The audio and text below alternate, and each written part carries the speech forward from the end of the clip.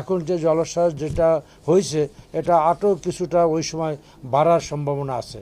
এবং এখন তো 100 থেকে 110 থেকে 120 কিলোমিটার যে আমরা আবহাওয়া সেটা তো বর্তমানে চলতেছে, এবং মূল অংশটা 1 থেকে 2 ঘন্টা যখন অতিক্রম করবে তখন ওই সময় যদি জোয়ার থাকে তাহলে আবার জলোচ্ছ্বাসটা আবার বাড়ার সম্ভাবনা আছে এবং বাতাসটাও আর একটু বাড়ার সম্ভাবনা আছে। সুতরাং আমরা এখন তো আমরা আতঙ্কর ভিতরে আছি এবং সামনের দিকে যে আতঙ্ক আমাদের কাটারে আতঙ্ক কিছুটা বাড়ারও সম্ভাবনা আছে।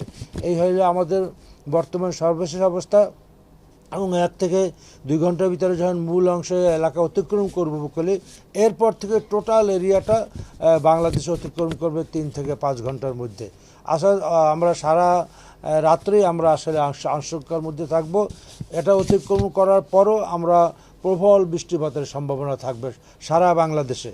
সুতরাং এই বাংলাদেশে সেটাও একটা দুর্যোগের মধ্যে পড়ে। সেখানে জলাবদ্ধতার সৃষ্টি হবে, পৌরসভা বিভিন্ন সিটি কর্পোরেশনগুলি জলাবদ্ধতা হবে, রাস্তাঘাট ট্রাফিক জ্যামের সৃষ্টি হবে, বিভিন্ন রকম অ্যাক্সিডেন্টের মতো বিভিন্ন কারণ ঘটতে পারে। এবং বিশেষ করে এই পাহাড়গুলিতে যেসব আমাদের ল্যান্ডস্লাইডের হওয়ার সম্ভাবনা আছে, এবং এগুলিকে লক্ষ্য করে আমরা ফায়ার সার্ভিস, আমাদের সেনাবাহিনী, কোস্টগার্ড এগুলো আমরা সবাই কাজ করতেছি। এবং যেহেতু বর্তমানে আমরা চলমান দুর্যোগের অবস্থা বর্তমানে মধ্যে আমরা বসবাস করতেছি, এবং সাথে সাথে দুর্যোগ পরবর্তী যে আমরা যেগুলি ইতিমধ্যে আমরা সমস্ত দুর্যোগের মালামালগুলি যেগুলি আমাদের ক্ষতিগ্রস্ত মানুষের জন্য প্রয়োজন হবে যেগুলি আমরা ইতিমধ্যে তাদেরকে পৌঁছে দিয়েছি।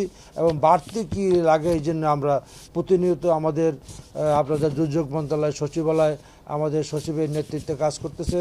এবং আমাদের মহাখালী যে আমাদের যেখান থেকে সারা বাংলাদেশে আমাদের এই যে জিনিসগুলি ডিস্ট্রিবিউট হয় সেখানে আমাদের ডিজির নেতৃত্বে কাজ চলতেছে। আমি আপনাদের সাথে কথা বলার পরেই আমি মহাখালী যাব এবং আমাদের এই বন্যা পরবর্তী আমাদের কী কী কার্যক্রম নেওয়া যায় এবং সেই জন্য আমরা রাতের মধ্যে পরিকল্পনা করে পরবর্তী ধাপে আমাদের যেগুলি আমরা আগে থেকে পরিকল্পনা করে রেখেছি তারপরেও কোথাও কোনো যদি আমাদের যোগাযোগের কারণে কোথাও কোনো সমস্যা থাকে সেগুলো আমরা ওভারকাম করার চেষ্টা করতেছি। আপনারা জানেন যে আমরা ভোরবেলা 11টার সময় ইন্টার মিনিস্ট্রিয়াল মিটিং করেছি। বাংলাদেশের সমস্ত মন্ত্রণালয়ের প্রতিনিধি তারা এসেছে এবং সবাই যার দায়িত্ব যার যেখানে দায়িত্ব সেটা সমন্বিতভাবে করতেছে। ইতিমধ্যে আমি সেই মিটিংয়ের পরে আমরা রেড ক্রসের কাছে বসছি। রেড ক্রসের একটা বড় অবকাঠামো এবং তাদের মানব সম্পদ স্বেচ্ছাসেবকের সাথে জড়িত। ইতিমধ্যে আমি স্বেচ্ছাসেবকের সাথে কথা বলছি, তারা তাদের সমস্ত সক্ষমতা নিয়ে তারা কাজ করতেছে এবং তারাও মানুষের কাছে বিভিন্ন ধরনের সাহায্য, শুকনো খাবার, কাপড় চোপড় রেড ক্রসের যে মজুদ আছে তারা ইতিমধ্যে সেটা প্রত্যন্ত অঞ্চলে সন্ধ্যার পরে রওনা দিয়েছে এবং সেভাবে তারা কাজ করতেছে।